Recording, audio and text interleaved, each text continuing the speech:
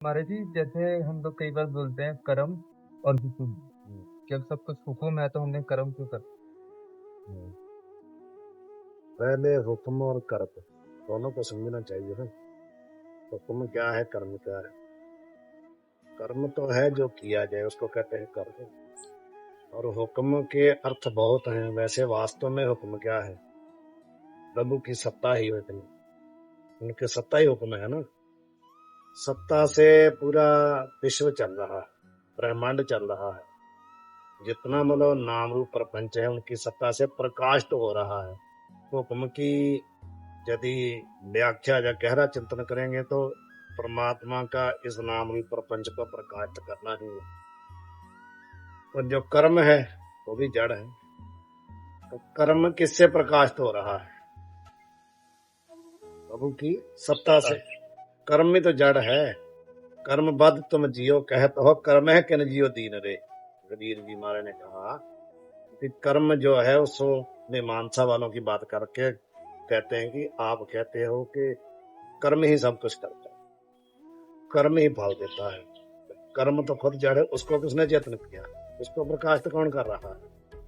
तो कर्म ही जो है वो भी तो हुक्म में ही है। यानी उसको भी प्रभु सत्ता ही प्रकाशित कर रही है। कर्म तो जड़ है। तो कर्म व्यवहारक उसकी सत्ता है। व्यवहार में कर्म करना अनिवार्य है। कोई भी जब भी कोई प्राणी जन्म लेता है तो जन्म से उसकी प्रवृत्ति होती है संसार।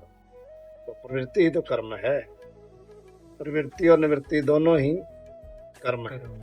तो कर्म करेंगे तभी उस परमात्मा का जो हुक्म की बात आप करते हो ना, हुक्म या सत्ता कहो, कर्म जैसा कोई करता है उसके अनुसार ही हुक्म के अंदर उसको फल मिलता है। हुक्म तो उसको फल देने का है। हुक्म से कोई कर्म, जो भी कर्म करता ना, बात आपने प्रश्न ये किया भी जब हुक्म ही सब कुछ करता तो कर्म क्यों करना। तो कर्म भी तो हुक्म के अनुसार ही हो रहा है ना।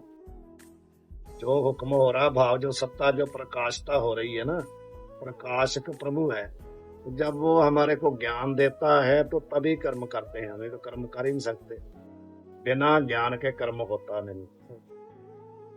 पूर्ण तौर से जब ज्ञान हो जाता है तो कर्म छूट जाता है। जब हमारे को पूर्ण ज्ञान नहीं है तब तक हम कर्म करते हैं। ज्ञान भयाते कर्म है नाश, ज्ञान कारण कर्म अभ्यास।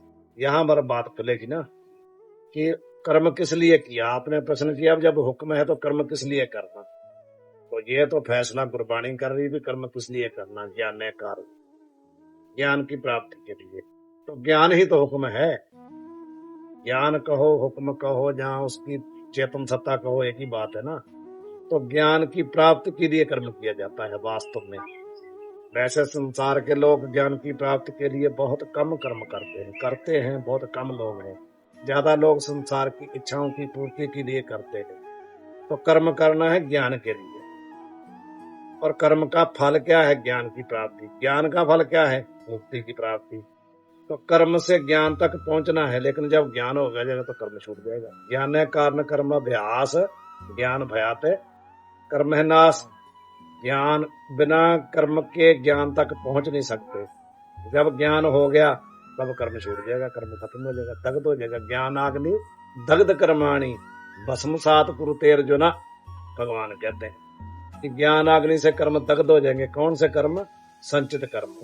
प्रारब्ध नहीं दग्ध होगी। प्रारब्ध तो भोग करके ही अवश्यमेव भोक्तव्यम प्रथम कर्म शुभाशुभम, वो भोगने ही पड़ेंगे। संचित दग्ध हो जाएंगे, कर प्रारब्ध भोग के नष्ट हो जाएगी और क्रियामान का फल मिलेगा, निर्लेपता हो जाएगी।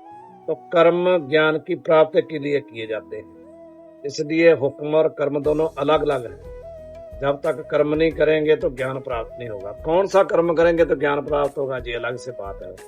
कर्म निष्काम करेंगे तब ज्ञान प्राप्त होगा। तो हुक्म का अर्थ है सत्ता। सत्ता बिना कर्म खुद नहीं प्रकाशित होता। यानी कर्म करना है तो हुक्म चाहिए। बिना हुक्म के कर्म भी हुक्म में ही हो रहा है, ये मतलब है। जब तक हुक्म का ज्ञान नहीं होगा वो तब तक कर्म रहेगा, और जब ज्ञान हो जाएगा तो कर्म का नाश हो हाँ, जाएगा। हुक्म को पहचानने के लिए ही कर्म करना है। बात ये है कि हुक्म तक पहुंचने के लिए ही कर्म करना। हुक्म को या सत्ता कहो एक ही बात है। और हुक्म जब पहचान आ गया, हुक्म में हम चले गए, हुक्म में जाएंगे तो हुक्मी जो हुक्मी है ना, हुक्मी हुए विचार, जब वहां तक पहुंच जाएंगे तो फिर कर्म अपने आप छूट जाएगा। तब तक तो कर्म करना ही पड़ेगा। वाहिगुरु जी का खालसा, वाहिगुरु जी की फतेह।